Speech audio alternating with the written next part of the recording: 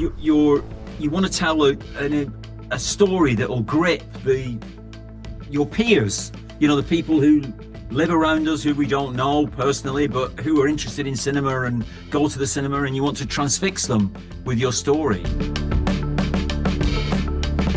I talked to Danny back in 2019, and he was very keen on returning to this world.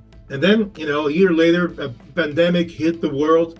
And I was wondering if that changed your approach to the new movie in any shape or form. It was incredibly useful tool in an obvious sense. Everybody had experienced what was, and connected, actually often connected to the first film and the images of deserted London. Suddenly everybody had a capital city in every country that was deserted. And that kind of weird disconnect you get between what a city should be and suddenly what it could look like overnight. But there was a deeper value as well, which is that our behavior changed with COVID over time. And obviously our consideration with this film is over 28 years of time. So it was very helpful for that. For instance, people take far more risks as time goes on. They just do, because you as humans, your curiosity gets the better of you. And you just start to take slightly more risks. You just to see how much can I flex. That was great for a tool to talk with the actors about, and also just the way that the ingredients in the story, some of the things that happen are hugely risk-taking. In the first film, you wouldn't have done them because the danger was so immediate. So that it was very helpful with COVID. Not that we want to go through it again, though we probably will at some point.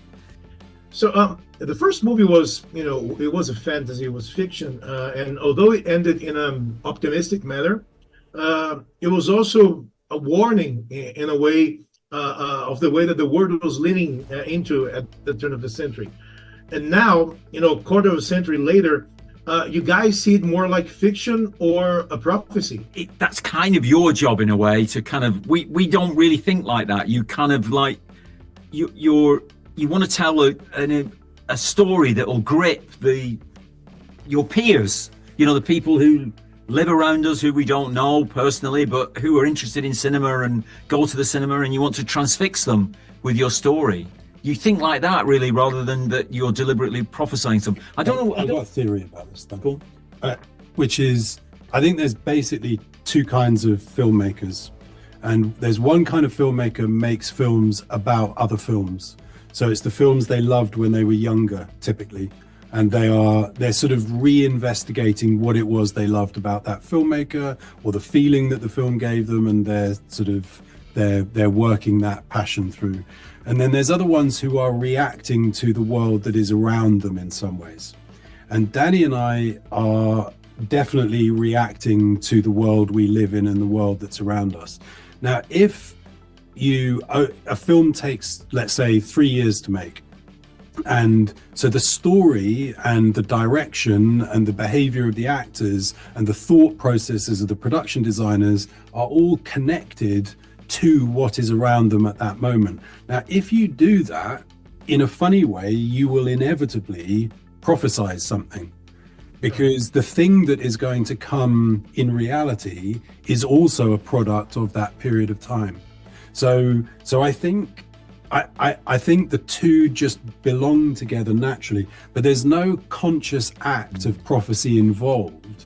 It's just a product of the kind of filmmaking process. The Bone Temple with Nia DaCosta at the helm continues the story next year. So how much further do you guys have the story mapped out? Mapped out to the end. Oh, cool.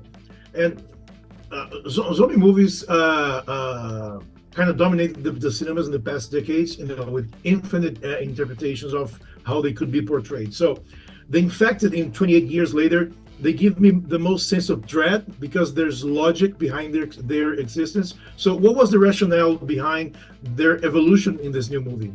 I think a key factor was that the way you experienced them in the first movie, they were so frenzied, they were burning up so much energy that they would starve to death very quickly because they wouldn't be able to replace their energy. Their energy needs were so great. And indeed, we hinted at that at the end of the first film. There was shown there was some starving and dehydrated infected. Obviously, one of the things we did is decide that the virus would not allow itself to die like that, that it would alter the behavior of its hosts. And what has happened is the core infected now hunt, because then they can feed. But to hunt without weapons, you need to organize, you need to work as a pack like dogs do. And so that was a key decision that we made, to show them hunting and therefore being organized. And when a pack is organized like that, an alpha will emerge, which gives us our alpha figures. And then the other thought was that perhaps there are those who make the decision not to burn up that energy, to consume much less energy and survive at a lower level on the ground, literally, and just feed off what's available there. They're still very dangerous, of course, if they're provoked or disturbed or stimulated. But and there's a final evolution which happens towards the end of the film, which is obviously to do with the baby, to show that nature is continuing to evolve. Hoje é dia glorioso. O dia do julgamento. Sim, meus filhos! Wow.